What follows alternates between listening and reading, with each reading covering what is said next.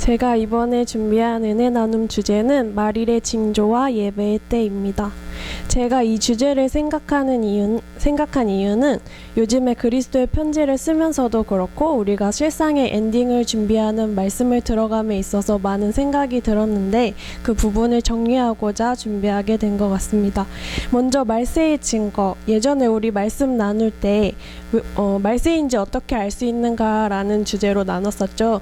그런데 말세라는 것은 세상의 어떤 현상으로 예측하기는 어려워요. 세상 사람들도 밀레니엄 2000년 시대가 들어서면서부터 늘상 하는 말이 말세야 말세 이런 말을 많이 했었고, 요즘 들어서는 환경 문제라든지 여러 가지 사건 사고를 통해서도 말세지말이라고 많이 얘기를 해요. 성경의 말세에 관한 내용을 보면 돈 때문에 자식이 아비가 자식을 죽인다고 그랬고, 이 말씀을 비롯해서 자기를 사랑하고 돈을 사랑하는 것도 요즘 들어 심해지긴 했지만 예전에도 있었단 말이에요. 그러다 보니 사람들은 말세라고 말하지만 이 세상이, 이 땅이 자기의 시대에 끝날 것이라고는 생각하지 않아요. 그래서 이것이 마치 노아의 때와 같아서 마태복음 24장 38절 39절에는 이렇게 말씀합니다. 홍수 전에 노아가 방주에 들어가던 날까지 사람들이 먹고 마시고 장가들고 시집가고 있으면서 홍수가 나서 저희를 다 멸하기까지 깨닫지 못하였으니 인자의 임함도 이와 같으리라. 그래서 베드로후서 3장에는 이런 기록도 있어요. 3절에서 7절까지 읽어보겠습니다. 먼저 이것을 알지니 말세에 기롱하는 자들이 와서 자기의 정욕을 쫓아 행하며 기롱하여 가로되 주의 강림하신다는 약속이 어디 있느뇨. 조상들이 잔후로부터 만물이 처음 창조할 때와 같이 그냥 있다 하니 이는 하늘이 옛적부터 있는 것과 땅이 물에서 나와 물로 성립한 것도 하나님의 말씀으로 된 것을 저희가 불어 잊으려 함이로다. 이로 말미암아 그때 세상은 물의 넘침으로 멸망하였으되 이제 하늘과 땅은 그 동일한 말씀으로 불사르기 위하여 간수하신 바 되어 경건치 아니한 사람들의 심판과 멸망의 날까지 보존하여 두신 것이니라. 기롱하는 자들이 나와서 주께서 강림하신다는 약속을 부정하고 예전과 같지 않느냐, 아직까지도 그냥 있다 라고 한다는 거죠. 하나님의 말씀으로 이 땅이 지어졌고 노아 때처럼 심판하실 것을 말씀하셨지만 믿지 않았습니다. 결국 지금도 그와 다르지 않다는 것을 말씀해주고 있어요. 우리가 말씀 안에 끼어 있으면 이 세상을 말씀에 비춰볼 수 있잖아요. 정치를 보더라도 코로나 시대에서 답이 없는 이 시대가 나아진다고 할지라도 하나님이 주관이 아닌 공중권세 잡은 마귀가 통치하기 때문에 마지막이 가까울수록 더 답이 없는 정책을 내세울 것도 알고 있고, 그것이 사람에 따라 달라지는 것이 아니라 누가복음 4장 6절처럼 마귀가 자기가 원하는 자에게 권세를 준다고 했죠. 그 모든 권세와 그 영광을 내가 내게 주리라. 이것은 내게 넘겨준 것이므로 나의 원하는 자에게 주노라 한다고 했고, 계시록 13장 4절에서도 똑같이 이런 얘기를 합니다. 용이 짐승에게 권세를 주므로 용에게 경배하며 짐승에게 경배하여 가로되 누가 이 짐승과 같으뇨, 누가 능히 이로 더불어 싸우리요 하더라. 여기에서 용은 세상 권세를 쥐고 있는 옛뱀 마귀를 뜻하죠. 계시록 20장 2절에는 용이 곧 옛뱀 마귀 사단이라고 얘기를 합니다. 그리고 짐승은 복음을 받지 않는 사람들을 말하죠. 왜 사람인데 짐승이라고 했냐면 시편 49편 12절 말씀에 종기에 처하나 깨닫지 못하는 자는 멸망하는 짐승과 같다고 말씀을 합니다. 정치가 아니더라도 과학을 통해서도 0.4도, 기껏 해봤자 15에서 20년 정도 남은 시간이라고 하잖아요. 살인 뉴스 같은 것도 이제는 정도가 넘어섰고 인공지능의 발달도 이제 거의 마무리하는 시점이 됐어요. 이제는 6G가 나온다고 하죠. 이 밖에도 여러 가지 징조를 보이지만 말씀을 깨닫지 못한다면 이런 것에서도 선과 악을 분별하지 못하는 것 같아요. 우리는 이러한 현상을 볼 것이 아니라 정말 말세인 것을 말씀을 통해 알고 준비해야 할 것 같아요. 요한복음 4장 23절 24절을 보면 아버지께 참으로 예배하는 자들은 신령과 진정으로 예배할 때가 오나니 곧 이때라. 아버지께서는 이렇게 자기에게 예배하는 자들을 찾으시느니라. 하나님은 영이시니 예배하는 자가 신령과 진정으로 예배할지니라. 이렇게 얘기를 했죠. 우리 이런 찬양 잘 알죠? 마지막 날에 내가 나의 영으로. 이 내용이 제목조차도 마지막 날이라고 하잖아요. 말세가 되면 영을 부어준다고 했죠. 말세가 되어야만 영을 부어주신대요. 그러면 사도행전에서는 영을 부어주셨는데 초대교회 때였죠. 그때는 말세가 아니었잖아요. 말세였다면 우리가 살고 있을 수가 없잖아요. 말세니까, 이 땅이 끝났으니까. 그런데 그때는 말세가 아님에도 영을 부어주셨어요. 이것이 바로 성경에서는 이른비라고 얘기합니다. 요에서 2장 23절 말씀을 보면, 요에서 2장 23절의 말씀은 시온의 자녀들아, 너희는 너희 하나님 여호와로 인하여 기뻐하며 즐거워할지어다. 그가 너희를 위하여 비를 내리시되 이른 비를 너희에게 적당히 하게 주시리니 이른 비와 늦은 비가 전과 같을 것이라. 이른 비와 늦은 비가 있다고 했어요. 왜 영을 비라고 했을까 하니까 야고보서 5장 7절에는 열매를 바라고 내리는 것이기 때문이라고 나와 있죠. 그러므로 형제들아, 주의 강림하시기까지 길이 참으라. 보라, 농부가 땅에서 나는 귀한 열매를 바라고 길이 참아 이른 비와 늦은 비를 기다리나니라고 얘기합니다. 신명기나 예레미야서에서도 이 비를 통해서 곡식, 포도주, 기름을 얻고 이 비를 통해서 추수의 기한을 정하신다고 했어요. 즉 비는 열매를 위해서 내리는 거예요.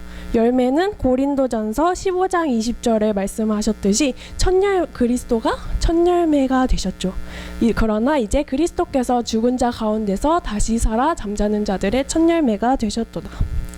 23절에 보니까 이 첫 열매가 그리스도뿐만이 아니라 각각 자기 차례대로 되리니 먼저는 첫 열매인 그리스도요, 다음에는 그리스도 강림 때 그에게 붙은 자라고 얘기를 합니다.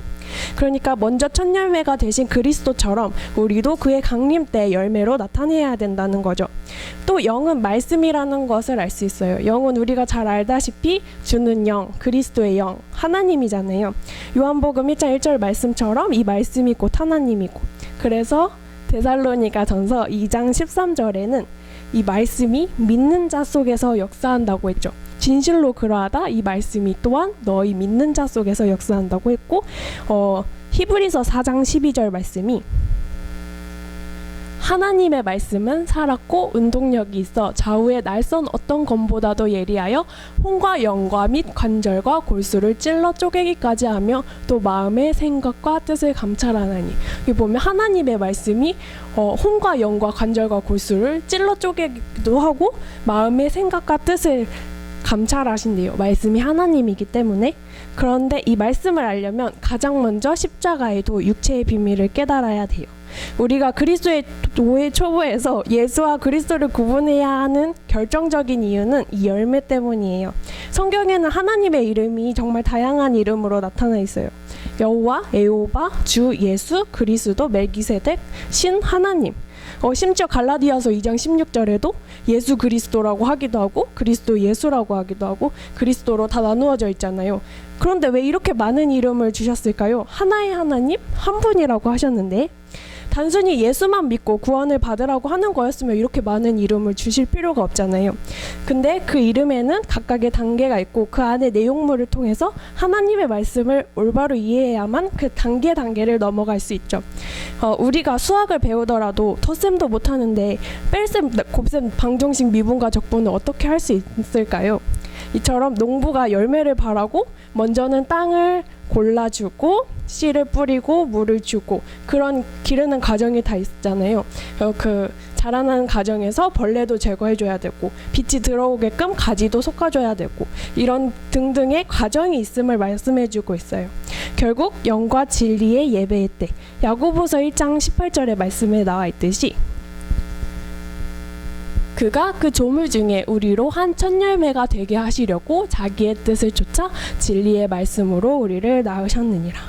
주님이 첫 열매 그리스도가 되신 것처럼 우리도 한 열매가 되게 하시려고 자기의 뜻을 쫓아 진리의 말씀으로 낳으셨다고 했어요. 주님은 말씀이 육신이 되어 이 땅에 오셨고 그 앞에 즐거움을 위해 십자가를 지셨다고 했잖아요. 그 앞에 즐거움은 우리의 열매를 바라는 것이라는 것을 알았어요. 우리도 주님처럼 열매가 되려면 진리의 말씀으로 나아져야만 해요. 마치 임신한 여자가 아이를 10달 품고 그 자라기까지 꾸준히 몸을 관리해 주는 것처럼 우리도 말씀을 들음으로써 나아지기까지 자라야 되는 것이죠. 들어야만 자랄 수 있는 이유는 아까 데살로니가 전서 2장 13절 말씀을 통해서도 알 수 있듯이 이 말씀이 믿는 자 속에서 역사하기 때문이고 우리가 아직도 들어야 할 말씀의 단계가 많이 남아있기 때문입니다. 어떤 사람들은 이렇게 말할 수도 있어요. 뭘 그렇게 복잡하게 믿어? 근데 사실은 성경에는 변치 못할 사실 2가지밖에 없잖아요. 그 안에 내용물은 성령의 도움이 없이 깨달을 수 없기 때문에 어려운 것이죠. 제자들도 예수님이 이 세계에 대해서 말씀해 주니까 다들 어렵도다 하면서 떠났잖아요. 요한복음 6장이 칠병이어에 대한 내용이었죠. 내 살을 먹고 그 하늘에서 내려오는 참떡 이런 얘기인데 60절에 보면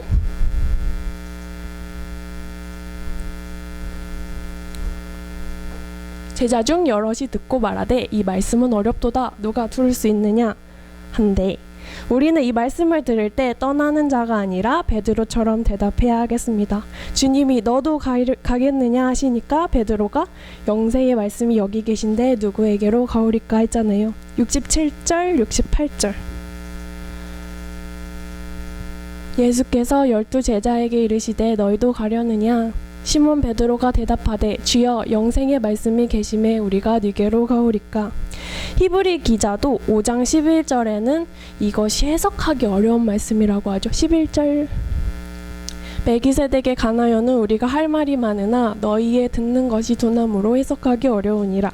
14절에는 단단한 식물 장성한 자의 것이라고 했고 이것은 장성한 자가 되어야만 들을 수 있음을 연단을 받아서 선악을 분별하게 됨을 알려주셨습니다. 그러니까 이 말씀은 진짜 그리스도로부터 택하심을 받은 자라면 들어야 하는 것이고 그게 아니면 들을 필요는 없는 말씀이라는 거죠. 근데 지금은 아들을 찾는 시간이기 때문에 지금 이 말씀을 듣는 사람이라면 이 단계의 말씀을 구분해서 알아야 하고 이 말씀을 통해서 진짜 세상의 마지막을 준비하여야 하는 것 같습니다. 우리가 먼저 부르심을 받았으니까 더 많은 사람들이 이 복음을 접할 수 있도록 이 말씀에 거리낌이 없도록 지혜롭게 전해야 할 것 같아요. 사실 십자가의 도를 더 많이 전해야 하는 시간인데 우리 이제 은혜 나눔 체제가 바뀔 거잖아요. 그때는 주제가 정해져 있으니까 이번 시간에는 제가 생각했던 부분에 대해서 정리를 해보고 나누는 시간을 가졌습니다. 우리가 다들 각자의 위치가 있고 그 위치에서 복음을 전하는 자로 부르심을 입었잖아요. 앞으로 우리가 어떤 자리에 어떻게 쓰임 받을 수는 있을지 모르겠지만 각자의 자리에서 맡은 일을 충실히 하면서 말씀을 채우다 보면 언젠가 그 자리에서 하나님의 계획을 성취하여 온전한 상을 이루는 저와 여러분이 되실 줄로 믿습니다. 감사합니다.